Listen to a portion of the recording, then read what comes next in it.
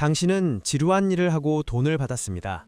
1달러 받은 사람과 20달러 받은 사람, 누가 재미있었다고 거짓말했을까요? 상식적으로 생각하면 1달러 받은 사람이 더 솔직하고 20달러 받은 사람이 거짓말할 것 같겠지만 실제 결과는 정반대였습니다.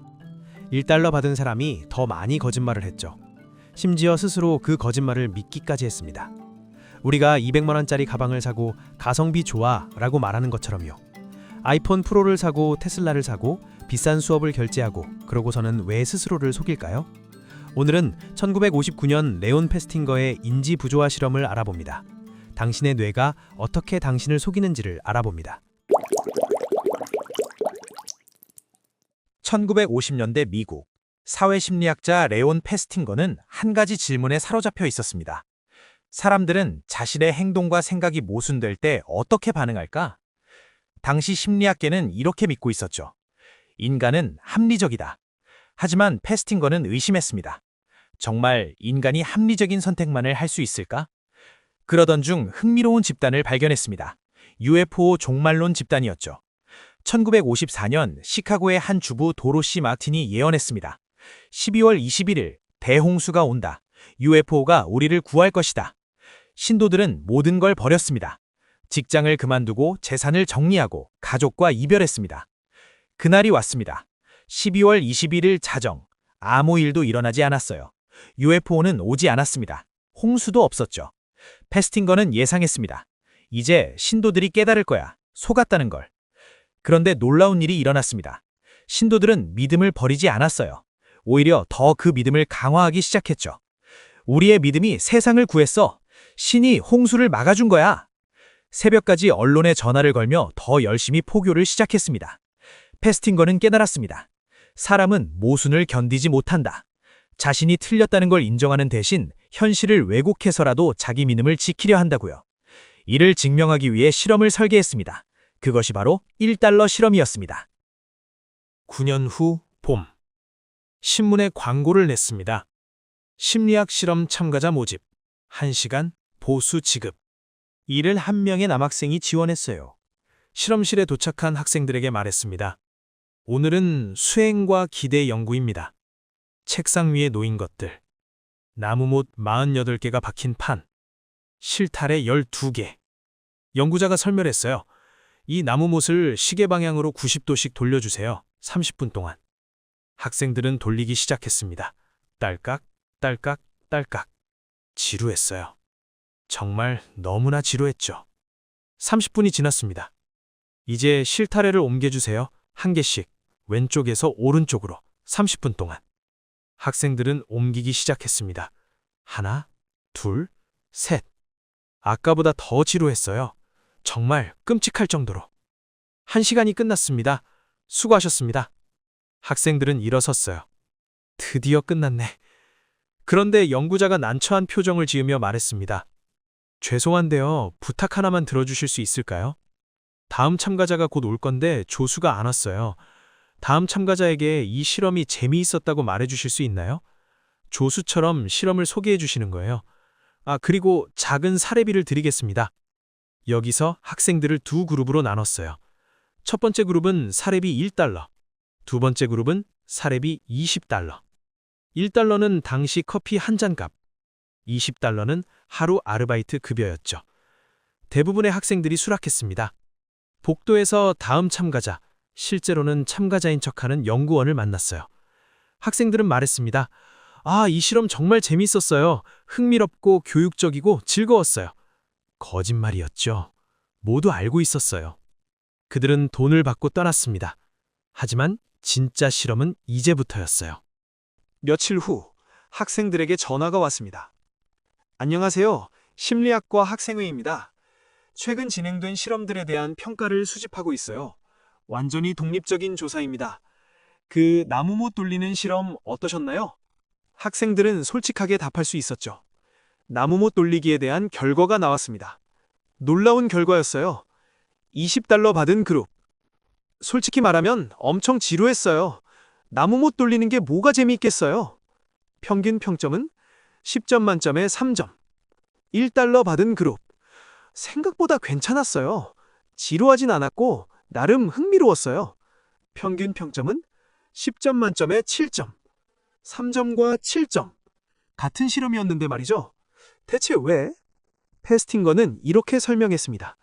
인간의 뇌는 모순을 견디지 못한다고요. 20달러 그룹은 모순이 없었어요. 왜 거짓말했어?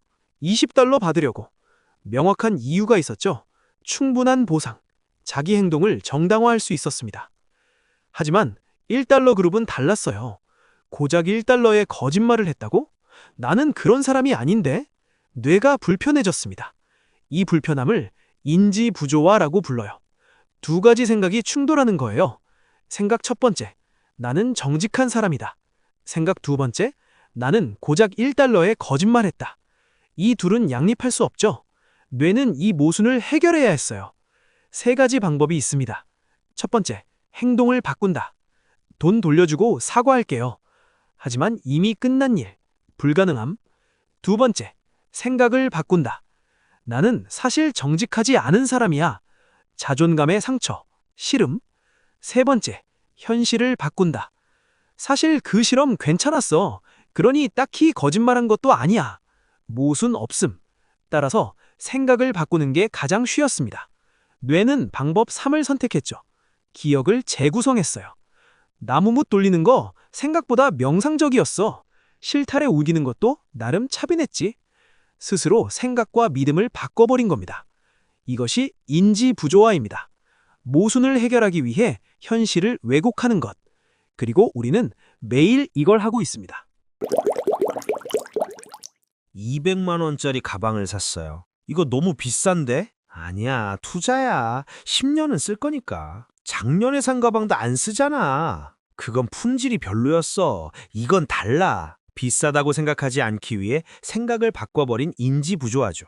200만 원짜리 아이폰 프로를 샀어요. 기본이 더 싸고 충분히 기능도 많은데? 카메라가 좋잖아. 사진 많이 찍으니까. 작년에 사진 몇 장 못 찍었잖아. 올해는 더 많이 찍을 거야. 이것도 사진 핑계를 대는 인지 부조화입니다. 1억짜리 테슬라를 샀습니다. 엄청 비싼데? 환경을 위해서야. 전기차니까. 전기 만드는데도 탄소 나오는데? 그래도 미래를 위한 투자지. 환경을 위해서라고 생각을 바꾼 인지 부조화죠. 그러면 안 되는 걸 알면서도 이별한 연인에게 계속 연락합니다. 상대는 관심 없는데? 아니야. 아직 날 좋아해. 확신해. 일식당한 지 3주 됐잖아. 걔 원래 자주 바빠. 곧 연락 올 거야. 현실을 부정하는 인지 부조화예요. 우리는 매일 스스로를 속입니다. 왜냐하면 진실이 불편하니까요.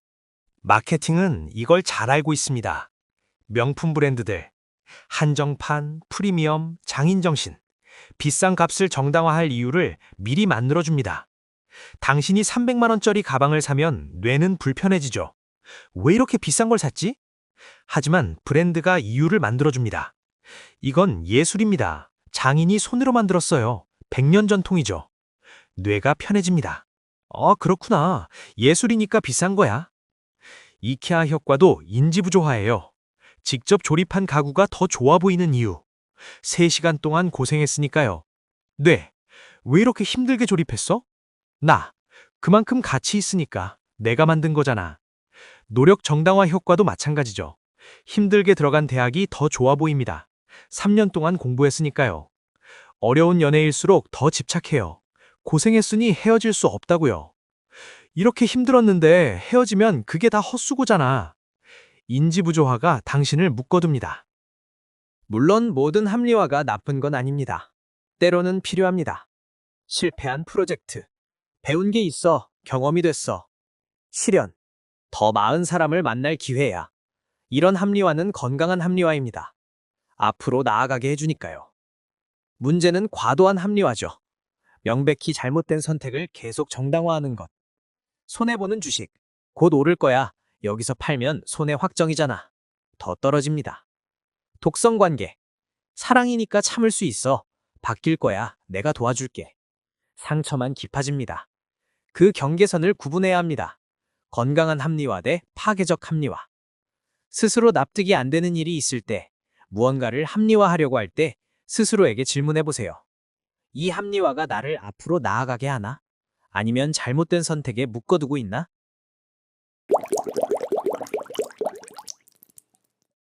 1달러 대 20달러. 결국 돈이 적을수록 우리는 스스로를 더 많이 속입니다. 변명할 여지가 없을 때 뇌는 현실을 바꿔버리죠. 당신이 느끼기에 많이 비싼 것을 샀음에도 가성비 좋아 라고 말한다면 당신의 뇌가 당신을 속이고 있는 겁니다. 당신을 힘들게 하는 관계를 사랑이라고 부른다면 당신의 뇌가 당신을 속이고 있는 거예요. 당신이 실패한 일을 아직 제대로 시작 안 했어 라고 말한다면 당신의 뇌가 당신을 속이고 있는 겁니다. 하지만 이제 당신은 알아요. 인지부조화를. 다음번에 스스로를 합리화하려는 순간 잠깐 멈춰 물어보세요. 이 생각이 정말 나의 생각인가? 아니면 내 뇌가 나를 속이고 있나? 진실을 마주하는 건 잠시 괴로울 수도 있습니다. 하지만 그 진실을 마주해야 더 길게 나아갈 수 있습니다. 200만 원 가방. 좋은 가방이지만 솔직히 가성비는 안 좋아요. 그냥 무지하게 비싼 거잖아요. 하지만 괜찮아요. 비싸지만 무리해서라도 이번엔 갖고 싶었어 라고 말하는 게 훨씬 솔직하니까요. 오늘의 궁금한 심리 실험이었습니다.